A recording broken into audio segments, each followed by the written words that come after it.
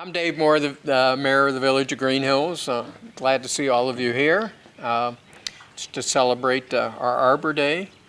And I've issued a proclamation which is making it April 25th, 2025, Arbor Day in the village of Greenhills. And the proclamation, I won't totally read it all, but it talks about the value of trees, how important the trees are to the village. They help reduce crime, vandalism, slow down speeders. Trees in the urban forest reduce stormwater runoff, water pollution. They help cool the village. They reduce air conditioning costs. If your parents have a car with a temperature gauge in it and you come from, say, like the Tri-County area in the summertime and drive into Greenhills, you'll find that the temperature on the car will drop at least 2 degrees once you get into the wooded area of Winton Woods in the village here. So the trees add a lot of value to the community. I think trees are relaxing, comforting. And when you look around like the trees here, the village of Greenhills, they started building in 1936, and that's when these big old oaks were planted. So they're getting quite old. They built this swimming pool at the same time back in the 1930s. And so we love our big old trees, and we need to keep planting new trees to reforest the village. So hopefully you learn more about it from the rest of the people here. Who's next? Okay. Hi, everybody. My name is Brenda Davis. I work for the village, and I just want to thank everybody for coming. And I'm going to turn it over to Stephanie Morris. She's a Central Region interpreter from Great Parks of Hamilton County. She's going to talk to you about how animals and trees get along with each other. So that's what we think of when we think of interpreters, right? Maybe you speak Spanish and do you speak Spanish? I'm not very good at it, so I might need an interpreter if I were trying to have a conversation and you were speaking Spanish, right? I might need someone to say what he's saying in the language I understand. But you can understand me, right? So you wouldn't need an interpreter back, would you? So we talk about our jobs in terms of the language of nature. Nature kind of speaks a different language than we do. So our jobs are to learn about nature, to study nature, to bring nature to you, to help you learn and study nature as well. So it is an awesome job. I get to do so many cool things. And I'm really glad to be here with you today. What are we celebrating today? Arbor Day! Arbor Day, which is about? Trees! Trees! How many different kinds of trees do you know? Do you know? Oak trees, birch trees, swamp trees, cherry trees. Cherry trees. Redwood. So I've already heard 6 different trees being named there. Yeah. Sycamores. Maples. Maples are my favorite. Do you know why? What do we get from maple? Syrup. Maple syrup. If you come to Farbach in February, we're all about making maple syrup. Mangrove trees. Cherry blossoms.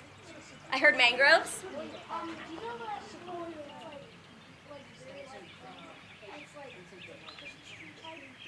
Ooh, you know what? I'm not good with my evergreens. Pine trees. Evergreens. All right, so we've named a lot. Are there many, many, many, many more? Yes. Yes. Could we spend all day learning about all the different types of trees? Yes. Yeah, there's people who spend years and years and years and years studying trees, and then there's some people who look at it and they're like, that's a tree, and that's all I care to know, and that's okay too. But why are trees important? You heard some of them in our proclamation today. Trees are important because without them we wouldn't have any oxygen to breathe, and the world would not be that beautiful. And also, they also have leaves that bear fruit for survival, and they hold beehives and nests, so without them we would not exist. Yeah, so I heard a lot of things. I heard they make oxygen. I heard they make shelter for a lot of different animals. They're beautiful for us to look at. Do you ever sit and read under a tree? Yeah. It's my favorite pastime. So if it's too hot, you can sit behind proclamation, what does it do to the temperature? Underneath the tree, it's cooler. It helps to cool us down. Trees are incredibly important to us and wildlife. So I brought some critters with me today that depend on trees. Are you ready for this? Yeah. I only have a couple rules. When the critters are out, I need your bottoms and your seats because we don't want to be moving all around. That can stress them out. And we're just going to be respectful to each other and the animals that are out. Some of them we'll get to touch. Some of them we're not going to, and I'll tell you why when we do those critters. Yes? Will they bite? Will they bite? Anything with a mouth can bite. But these animals have been doing programs for a very long time. It is my job to keep you safe, the animals safe, and myself safe. So if anybody gets bit, who's it going to be? Me. You. Me? It's going to be you? Who said that? It's going to be you? I hope not. If anybody does, it's going to be me. But there's only one animal that I would even worry about that with today, and it's only because he explores with his beak. So I brought a toy for him to explore. He's going to be our very last guest today. Oh. Who do you think I might have that depends on trees with me today? No. So I do have a bird. What else? And wobbly. Well, because squirrels, you know, like when they hide in trees and like go for the winter, I think squirrels. So squirrels do depend on trees, but squirrels do not make good program animals. They do not like to come out, these tiny little squirrels, and see all of you. You're scary and big. So we don't have squirrels today. Ooh, a woodpecker? I don't know if a woodpecker would like to be a program animal either. Do you know where they like to spend most of their time? In the holes in the trees. What? Have an animal that's a reptile. So what's on its body? Scales. Scales. Snakes. I have a reptile that doesn't have legs. It's snake. Everyone knows it's a snake. I have a snake today. Now, I see two reactions. I see woohoo snake and I see snake. And it is okay to have both. Miss, what's your name? Stephanie. Oh, something really cool is in our class, and I'm pretty sure it's this week.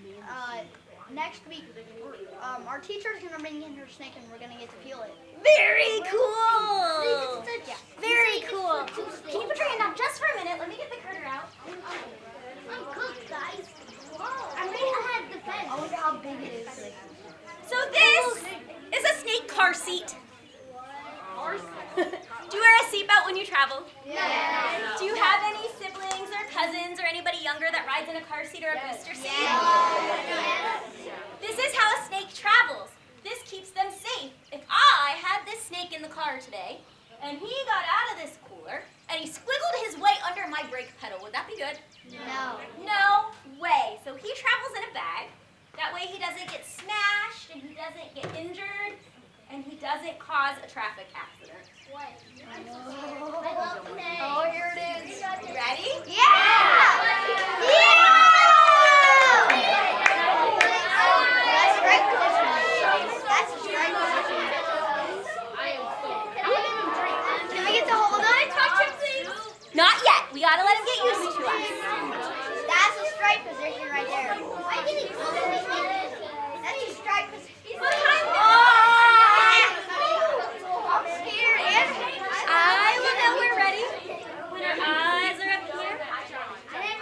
I see a hand up back here. I'd like to be able to hear our friend. Yes. Good question. Does anybody know what kind of snake this is? Black snake. A black something snake.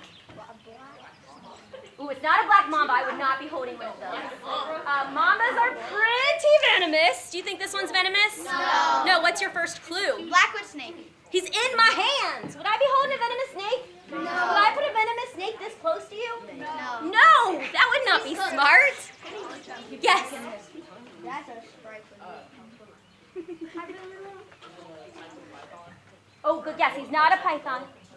Not a boa constrictor. He does constrict, though. This is a black rat snake. Sometimes they're called gray rat snakes because they're what color? Gray. Gray or black. And they eat Rats. rats. Sometimes scientists are really creative with names. Were they super creative here? No, they called it what it is, so we know a lot about it from its name. So this black rat snake has been with us for a while. He has a really cool story about how he came to be my coworker. Rumple here, one day, I came in the barn, and we had a mouse colony that we would feed to the snakes. And one day, Rumple was in that mouse colony. Do you think there were any mice left? No. No. How fat do you think Rumple was? Very fast. Very, very fat. He couldn't squeeze back out. So he was hanging out in there, totally full. And we said, look, snake, if you're going to eat all the mice, you got to work for your dinner. So he's become one of our program animals ever since. So Rumple's been with us several years now. We'll touch him in a minute. What I like to do is I always want our animals to be comfortable. And so I'm going to hold him while he gets used to the new environment. Is he warm-blooded or cold-blooded?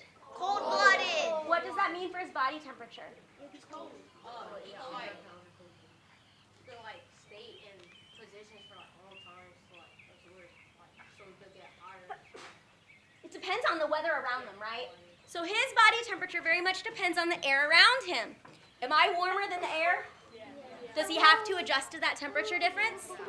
Yeah, he does. So I like to let him get used to that, and then we'll come around and touch. Now, how does this snake relate to trees? They climb. They do climb. They are incredible climbers. Why would this snake climb a tree? Why would? To get shelter. To get shelter? Why else? Find food. To find food. You can just say it. Are rats up in trees? No.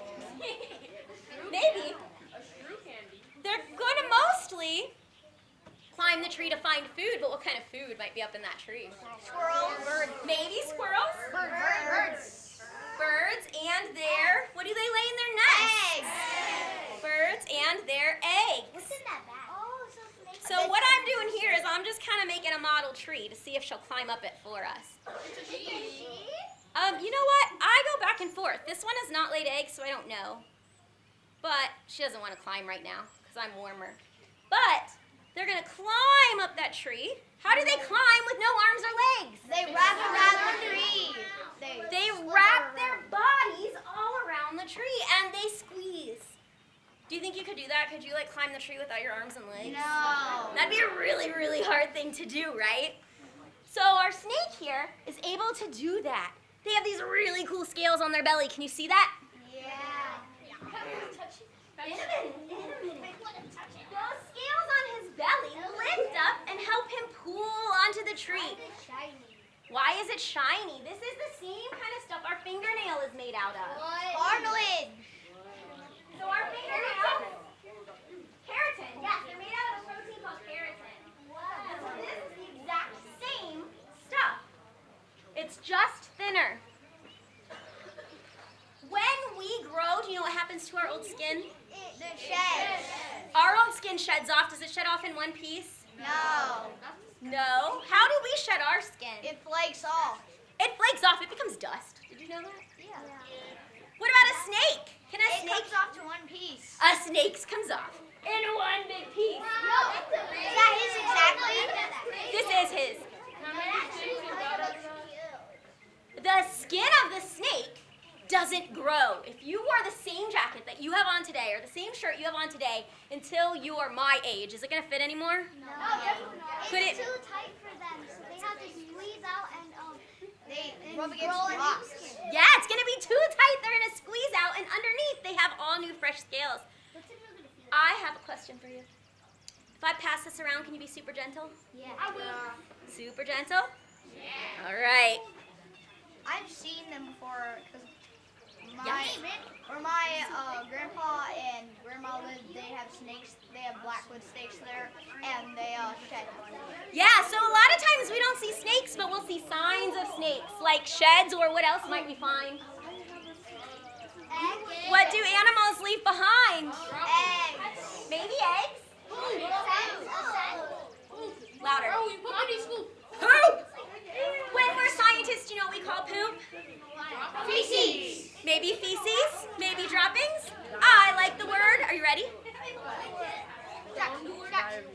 Ooh, what is it? I like the word scat. So we often look for animals scat, and we can learn a lot about them. I am feeling the snake get comfortable, so if we would like to feel, we can do so. When we're touching an animal, we're going to use 2 fingers. Can you show me that? Do you know why we use 2? To be gentle. To be gentle. If I used a whole hand and I grabbed you, would you maybe bite me? No. If you grabbed my head, I might bite you. So we use 2. If we only use 1 finger, sometimes we do this. Is this incredibly annoying?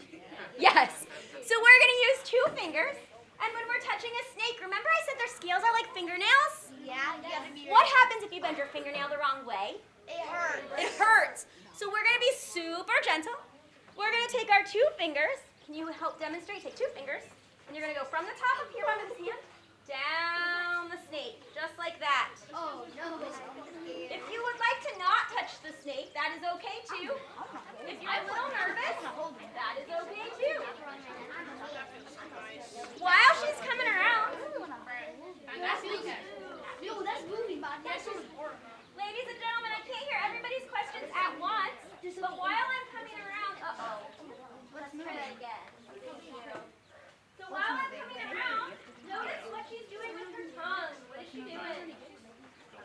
What's moving? She's smelling the air.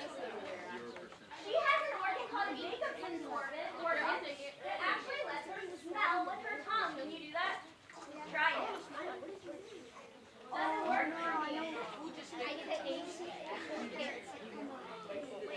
So what she's doing while I'm coming around is exploring to see if anybody has a mouse in their pocket. Did you bring a mouse in your pocket today? No. Did you bring a mouse in your pocket today? Oh, Jerry.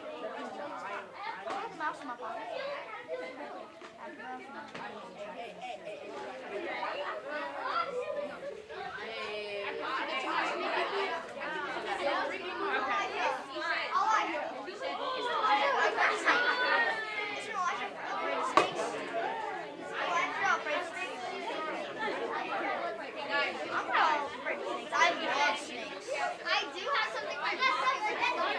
It's not a mouse. It's so cool. Like, it's like, I could be like, I saw. It feels like it's like, I will know we're ready when I see faces up here. Your voice is a little bit quieter. Ooh, thank you. That was awesome. You guys are great. Thank you. Did your teachers tell you that? They must be pretty great if you guys are this great. That's because we want to see the animals. That's because you want to see the animals? Awesome. Well, Ruffle Snakeskin says if you don't have a mouse in your pocket for her, she is going to go away and be in her cooler where she can be a little bit warmer. And we will meet another guest. I'm pretty sure it's a turtle. Think in your head. Something just like cooking. Yeah, it like grabbed the blanket and kind of pulled it into the cave. Is there gonna be? Is that the last one? Oh, we'll see. Yeah, we're going to do him last.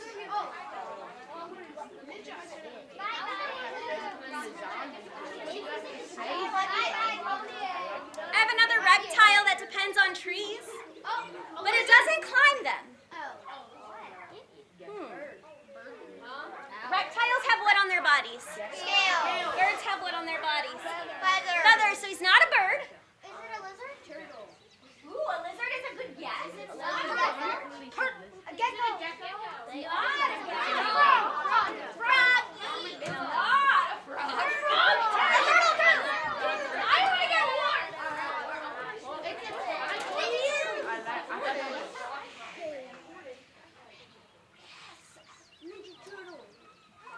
What's up, dude?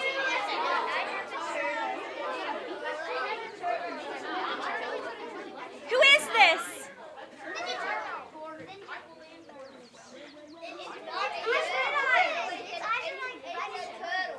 It's a turtle. Oh, let's not wave in his face because his very favorite food is worms. And what does this look like?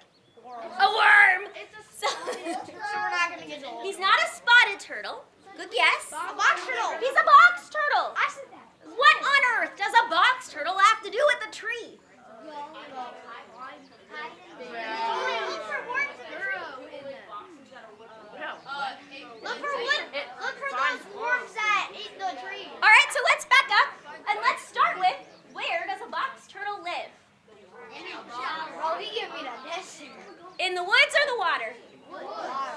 woods. They're not the best swimmers, so they live in the woods. And they like to go underneath rotten logs and leaves in the winter. Why? For warm. And what are they going to do all winter long? Hibernate. I'm going to tell you a science secret that we need to get out there. Scientists are weird about words. Did you know that? Yeah. They're weird about words sometimes. So when we say the word hibernate, we're talking about something that's warm-blooded. Is a turtle warm-blooded? No. So there's another word that we use called brumation. What is it? Brumation. So you can tell your grown-ups, because I bet most grown-ups have ever gonna heard that word before.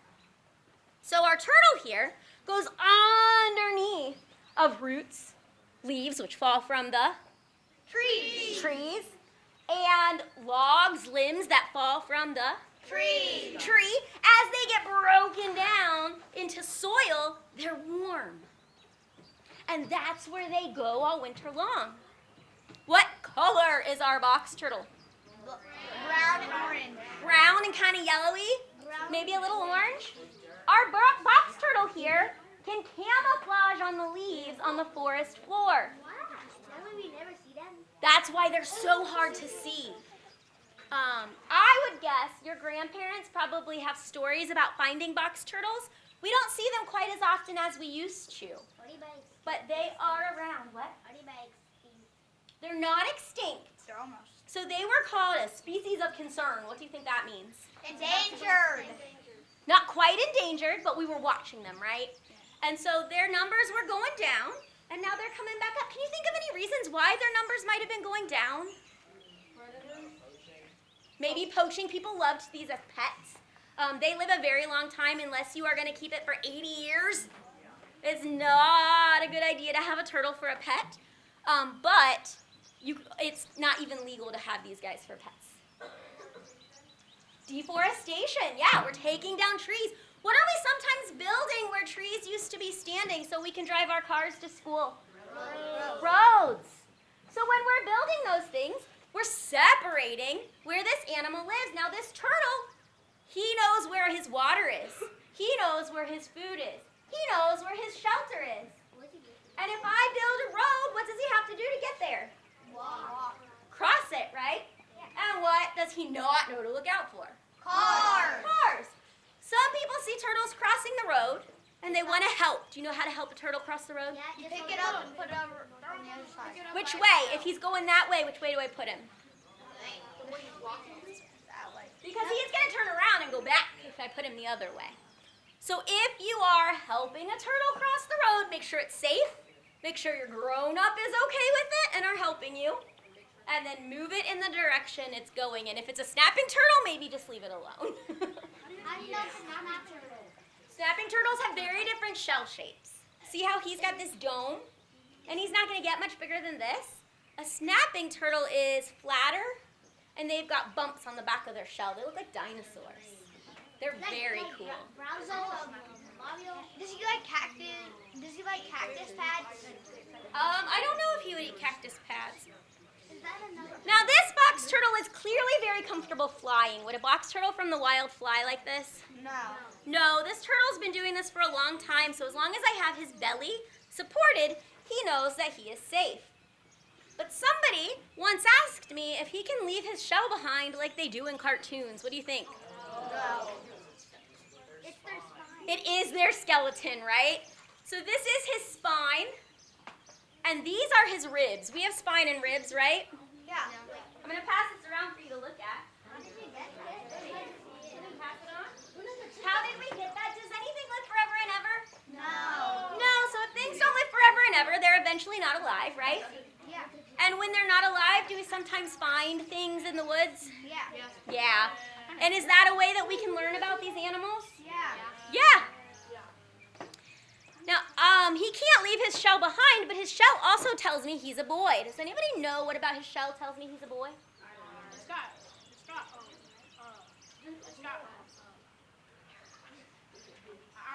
You forgot? It's okay. So pattern's a good guess, but that's hard to tell. Look at his belly. It has like spots and it's like black. Does it look like someone punched him in the belly and he has a dent? Yeah. like that, that's a male.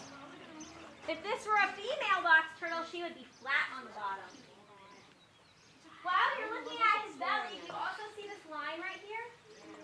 That is like a door hinge. How many of you have younger siblings at home? If you don't have younger siblings, maybe cousins come over. Maybe sometimes your parents are annoying. Yeah. I know I am for my kids. When your family in your home or your friends in your home are being a little bit annoying, what might you do to protect yourself? Close the door. Close the door.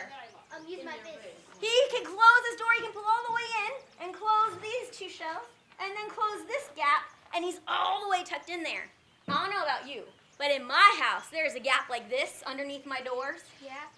And my kids used to roll matchbox bars under there just to make each other mad when they were annoyed with each other. Does that ever happen in your house? No. Oh, you're lucky. Same.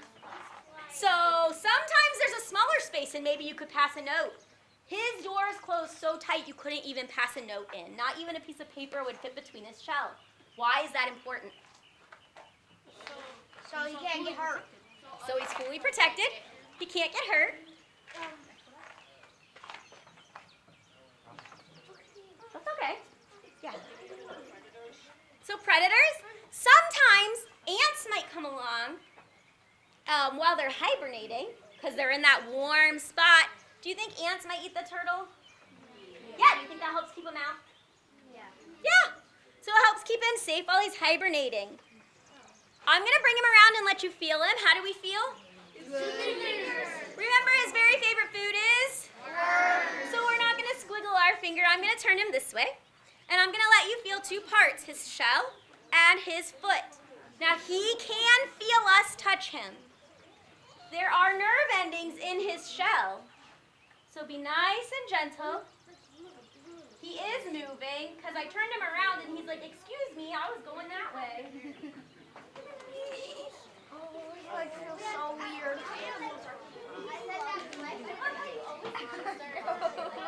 His shell. Well, look,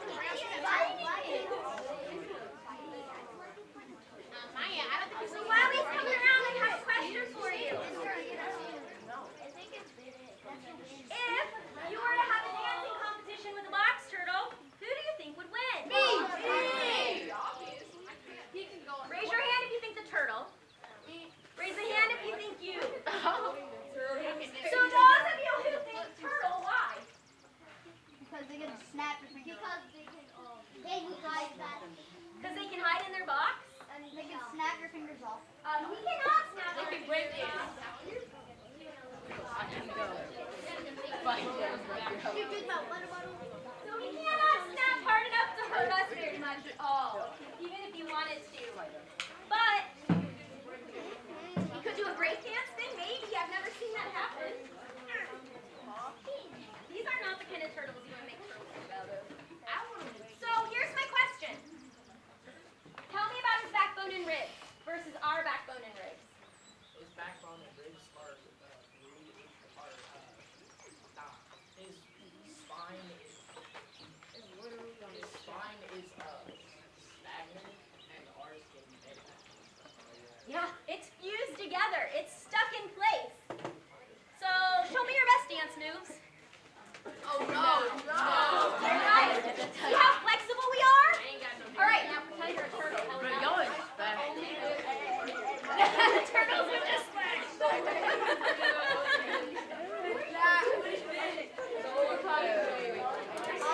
Be like, oh, I'm so tired. You see him lay down like, look, it's biting the leg. You see it? It's biting the leg. It's like, 2 more animals for you. oh no. I have 2 more animals for you today.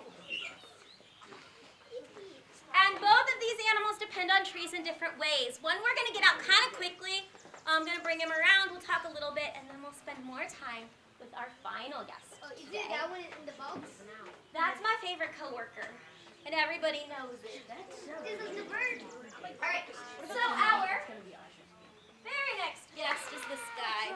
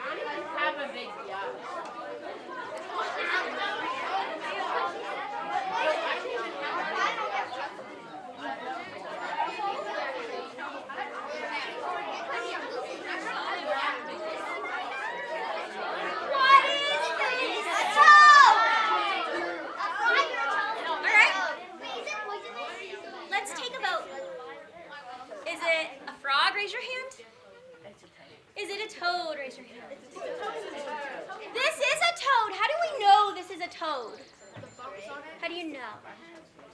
It has bumps. Frogs tend to be smoother. Do you know what's in those bumps right behind his eyes? A toxin, yes. So these guys like to hang out under the leaves again. The leaves come from the trees. They blanket the forest floor. The toad goes and hangs out. Do you think he's camouflaged there? Yeah. He absolutely is. What's he in there looking for? Food. He's looking for food. He's going to stand there like this. And he's going to wait for something to crawl by. He doesn't know it's food if it's not moving. Do you prefer your food moving? No. You do, right? You like it to be moving on your plate? No. No, you guys do? You like your food moving on your plate? I do. I do. It looks like it's about to hop out of the box. Hold on. So Toad here lives in the woods. He's looking for insects. And let's say I'm a hungry raccoon. And I come along and I bite Toad. Is he going to taste good?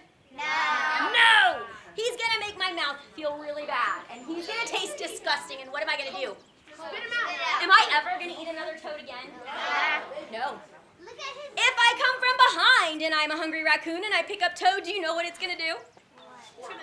It's going to pee. If your chicken nugget pees when you pick it up to eat it, are you still going to eat it? Who said yes? I'm questioning your life skills. I want you to open up your ears for me. Because not only does this animal depend on trees, what other part of the environment does it need?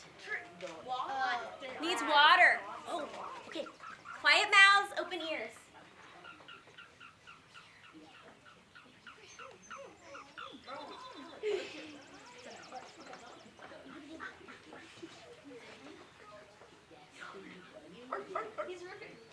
This toad is making noise that tells me something about it. Do you know what it tells me?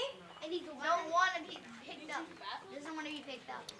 Doesn't want to be picked up. Tells me it's a boy. Do girl toads make noise? No. No, girl toads are like this.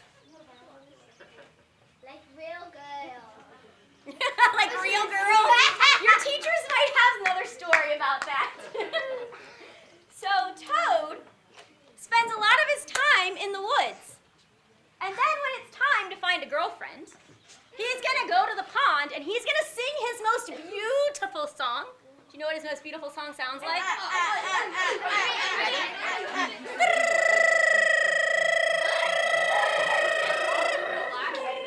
You can try it.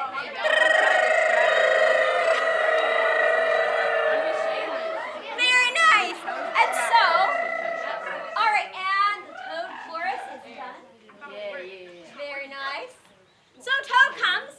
He calls for his girlfriend. And the girls are like, that's a beautiful song. We can have some babies. And they lay eggs. How many eggs do you think one female toad can lay? 4. 5. 10. How many? Who said something over here? 100. Someone said 10,000. 10,000. 10,000! 10,000. They can actually lay 10,000 eggs. They can lay 10,000 eggs! Oh, that's a very good question. The question I had up here is what animal lays the most eggs? I don't know that. But if you go back to school and find out, will you let me know? Yeah. I would love to Wait. know. The eggs look like eyeballs, right? They're Yeah, eggs. they're tadpoles. Wait, was that frog poisonous? A little bit. Like if you eat him, but he's not going to hurt you. Like if he bites you, he doesn't hurt. If you're touching him, it doesn't hurt. But don't eat him. He'll make your belly hurt. No, somebody said their eggs look like eyeballs, and they do. I have these, which are Orbeez. Yeah, but they look like that. What is that? They're the same texture as a frog egg. What happens to the eggs if I take them out of the water? They dehydrate, they dry up, and they shrink, right? So these need to be in the water. I'll pass them around just in case you want to see what they feel like. When they get back up here, will you put them on my table?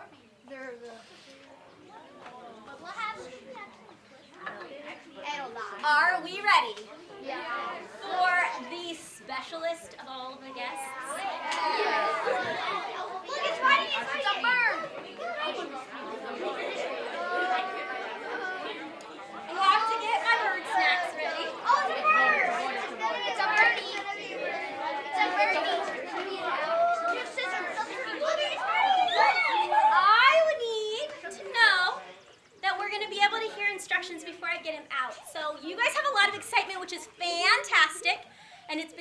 great, but I'm going to ask you to bring it down just a little bit.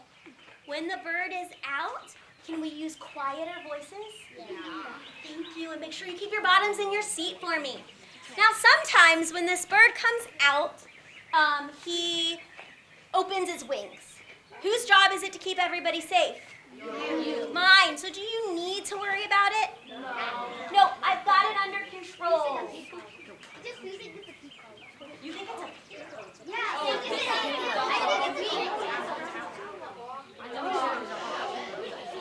Oh, I see it. Oh, remember, quieter voices, please.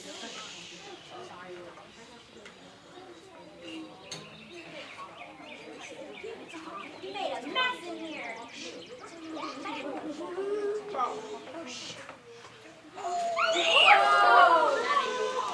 eagle. It's an eagle.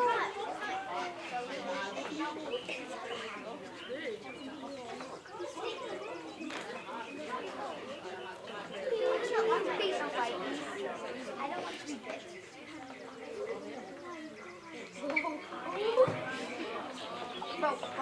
This is Curly. Sorry. Hey, Curly. Who knows what Curly is? A vulture. He's a vulture. So we have two different kinds of vultures that we see around here. A lot of them are turkey vultures. And they have brown bodies. What color are their heads? Gray and white. Their heads are red.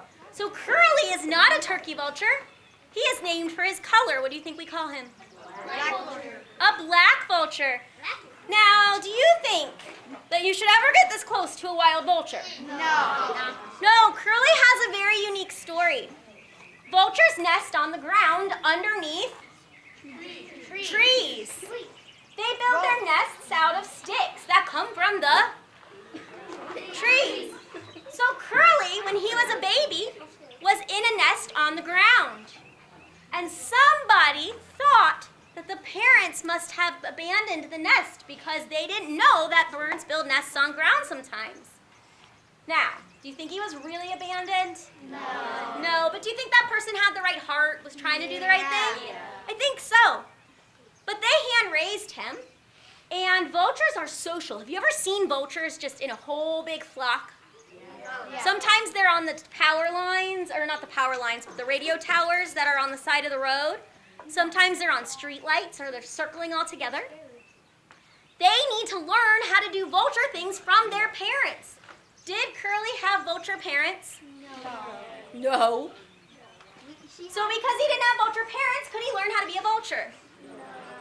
No. So the story goes that back in 1998, they tried to release Curly. Were you alive in 1998? No.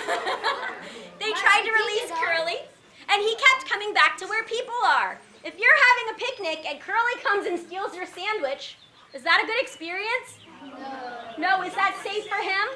Yes. No. So he ended up living with us after a few failed attempts. And he's been with us ever since. He was about a year old at that time. So he was about a year old in 98. About how old is he now? 80. 10,000. That's 80. Like 27-ish? 27-ish? I have worked with Curly for 24 of those 27 years of his life. So we are the same. He thinks I'm a really ugly vulture. What? But we're the same. He doesn't know the difference. We have a word for that. It's called imprinting. So he's imprinted. He thinks that we're the same. That means he thinks you're the same, but you're strange vultures. And if we are in a community, which vultures would you rather hang out with? The same vultures or the stranger vultures? Same. Right. So Curly knows that my glove is a nice, safe space. That's why he sits there. We also pay him for his time. Do you think he wants money? No. No, what am I paying him in? Food. What does that eat? What does he eat? This is, yes, this is baby chicks. Sometimes he eats mice. Sometimes he eats rats. Today he has chicks. Why do they eat it like that? He's waiting for you to not be alive anymore so he can have a snack. No, he's not. He's just exploring things. Just taking it all in. Oh, he actually thought I was dead. I went. Yeah. Yeah. You are bad. Oh my goodness. So I'm gonna try something. I've not tried this with him before, but because he's leaning towards the food, I'm gonna see if he'll wings for us. There we go.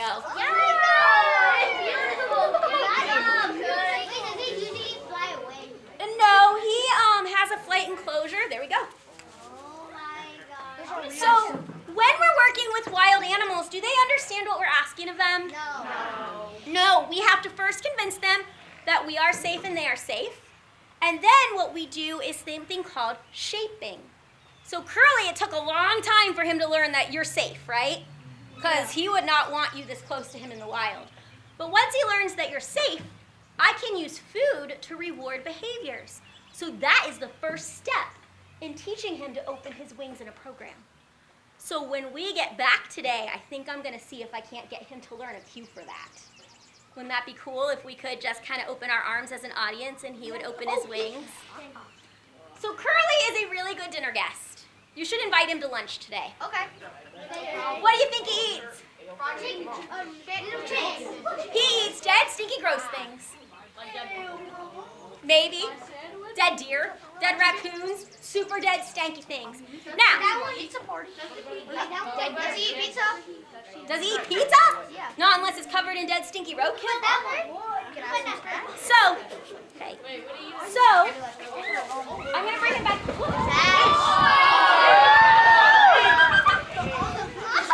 That's crazy!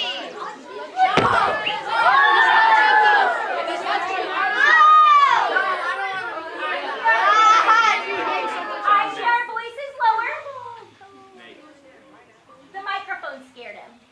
He's not used to that, so it startled him. So I'm going to walk back past it just to get him in a place he's more comfortable. But that's what that was all about. He was a little bit nervous about the microphone. But he is going to eat dead, stinky, gross things. And when he does so, he uses that razor-sharp beak and cuts in there. And then he sticks his whole head inside his food. If you stuck your whole head in a plate of spaghetti, what would happen? Your head is messy. You'd be messy. Now he's eating dead, stinky things. What grows on dead, stinky things? That could make you sick. Germs, mold, bacteria. So do you see how he doesn't have a whole lot of feathers on his head? Yeah. That keeps him from getting sick. Now, he's going to eat so much food that he's so heavy. Even those strong wings, did you feel the air coming off of his wings? Whoops. Even those strong wings can't fly away. He's too fat. So if you get too heavy and you eat too much food and a hungry coyote comes along, what are you going to do? He's too heavy to run. Too heavy to fly. The wings so they can go away. You know what he's going to do? They would try to get Oh, hold on. He is going to go and vomit up all of that lovely roadkill he just consumed. Is that hungry coyote hungry anymore? No, he is not.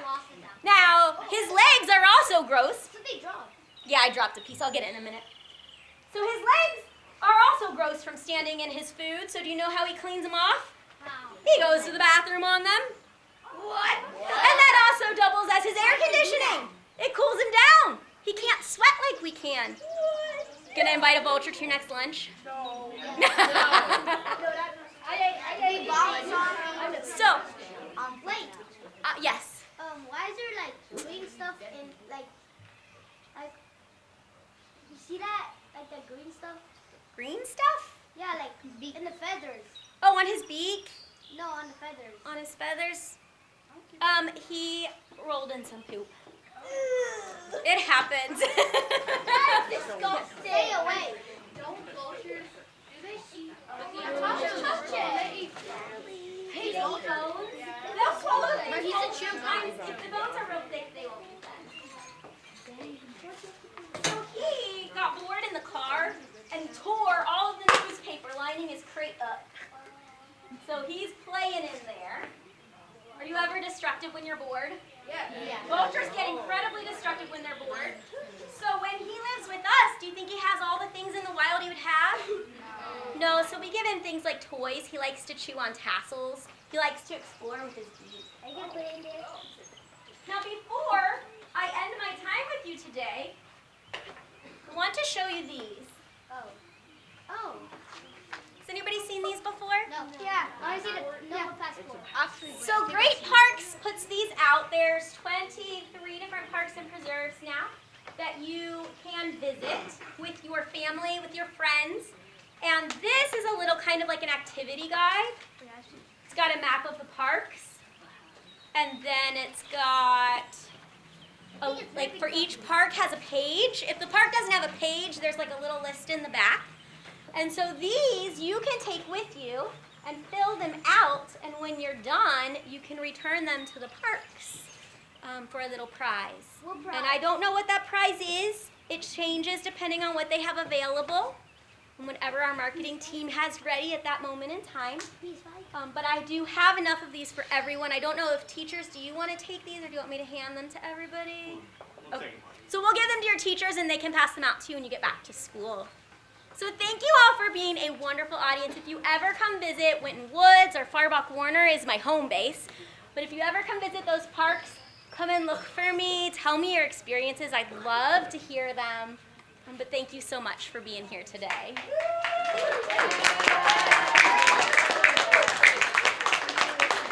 Arbor Day is a day that celebrates nature. Its purpose is to encourage people to plant trees. It's celebrated every year to encourage tree planting, raise awareness about the importance of trees, and to promote our role in taking care of the environment. Trees have many benefits. They help to provide clean air, clean water, and habitat for wildlife. The first documented Arbor Day was held in the Spanish village of Mano Nieto. The mayor of the village organized an arbor plantation festival in 1594. The first modern Arbor Day was held in the Spanish village of Villanueva de la Sierra. It was organized by a local priest and held in 1805. That was the modern Arbor Day. The first American Arbor Day was originated by J. Sterling Morton of Nebraska City, Nebraska, at an annual meeting of the Nebraska State Board of Agriculture held in Lincoln, Nebraska on April 10, 1872. Morton was eventually appointed as the U.S. Secretary of Agriculture in 1893 by President Grover Cleveland. An estimated 1 million trees were planted in Nebraska on the first American Arbor Day. In 1883, the American Forestry Association campaigned for a nationwide Arbor Day. Birdsey Northrup of Connecticut served as chairman, promoting Arbor Day throughout Europe, Australia, and Canada. In April 1907, President Theodore Roosevelt issued an Arbor Day proclamation to the school children of the United States, which stressed the importance of trees and proclaimed that forestry deserved to be taught in the U.S. schools. Arbor Day is celebrated around the world. In most of the American states, Arbor Day is observed on the last Friday in April. Arbor Day is celebrated in many communities who organize tree planting events, educational programs, tree care workshops, and festivals. The celebration of Arbor Day has had a significant impact on reforestation efforts and has helped to increase public awareness about the importance of trees and forests.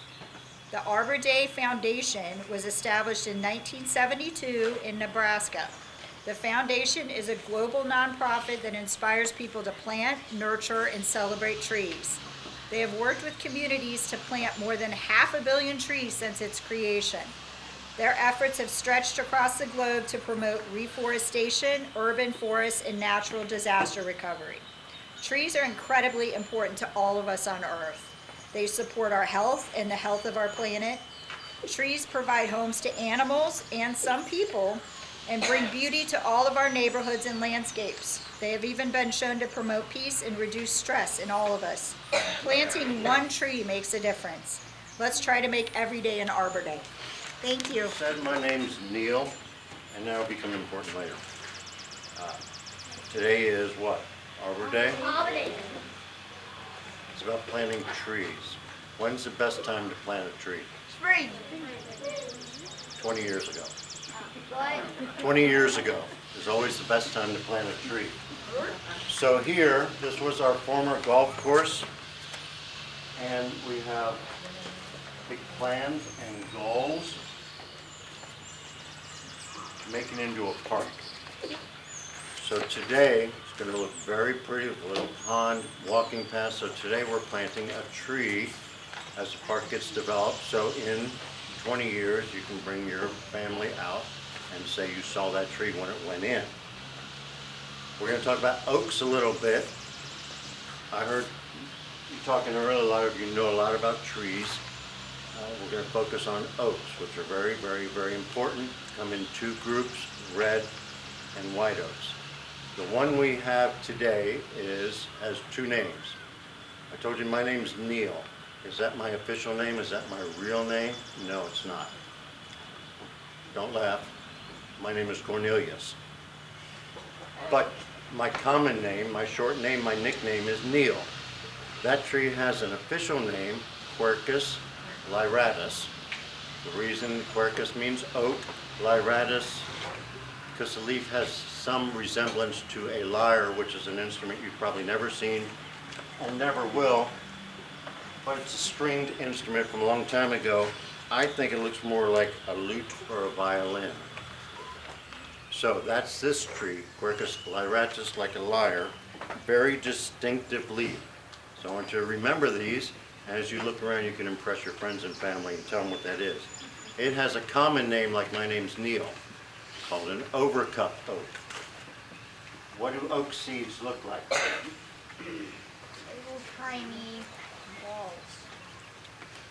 They have a name? Yes. Yes. Acorn. Correct. All kinds of different acorns. And you can tell a lot of the oak trees what kind of tree it is just by looking at the ground, the acorn on the ground. This one, his common name is called overcup oak. Overcup because you know what an acorn looks like? Yes. Probably on the Great Parks logo and the like, a nut with a little hat on top. These are very different. If you look around, you find a little acorn that is wrapped almost completely around, 2/3 the way or greater.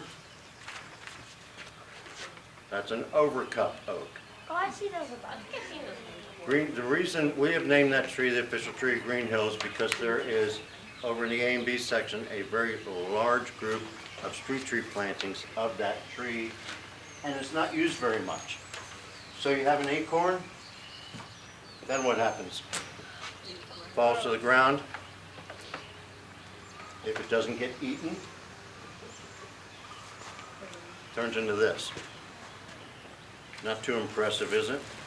No. It's like it sticks for like put stuff with the Say again? like it sticks for like two of them you just put sticks in the ground for something for But they need a little care. But yes, some of you may get some of these, you can put it in just like that. Take care of it. It will grow. The one we're planting today, turn around, my friends Scott and Tomas have brought this one here in the pot, which is going to go down in the park, in the new park area here, right off the path. When will it have acorns?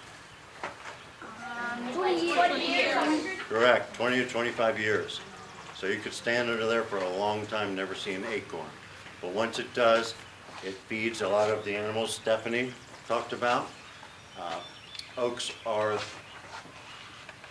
so beneficial to life in general.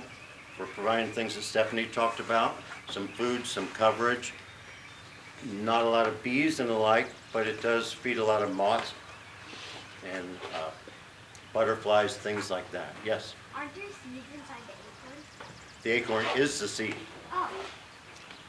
It's a big seed with a head on top. And so they'll grow all different types of ones. Yes? Like unlike a peach where the pit, like inside the pit there's a seed. Correct. That is the seed inside the fruit, and they actually call that acorn the fruit sometimes too, but the entire thing drops down, and if you've ever seen it growing, you'll just see a little shoot come out of it and start to grow straight up. So it's just a really, really big seed. Just wanted to show you, so this is Quercus lyrata. Other name is overcup oak. Right. A lot of different oaks. Look for them everywhere you go. All right, so I wanted to thank you for coming in and looking at our tree. Not as fun as Stephanie was, but it's a hard act to follow. I love trees. There's a couple really cool things about the acorns too. It's a good classroom project if you get like a glass that kind of comes up and you can just put your acorn in there with water in the bottom and you can watch that growth. So you can see how it comes out. But I just read yesterday, which is super exciting to me. You know how at one point we had glaciers, right? Yeah. Were there trees here when we had glaciers? No. No. As those glaciers went back, do you know who might have helped the oak trees come here by moving their acorns? Birds. I'm thinking specifically of a bird that's very loud and nice and blue. Who might I be thinking of? Bluebird. A blue jay. So when you see blue jays around the oak trees, they're actually spreading those seeds and helping them spread. I know that it's not fun. I have a bird nest on my out front of my house. Very They live there. very We get a lot of blue jays and they steal the peanuts and like, so yeah, they can carry them quite far. I've seen that exact thing. But anyway, look at folks, beautiful, beautiful trees. Maybe not the prettiest flower, but as you sit under one in the shade, hopefully this one tree right here, you'll be coming here in, that tree's probably 10 years old. So 15, 20 years, you can sit under it, maybe get one of these to fall on your head and say, I remember hearing about that. Thank you.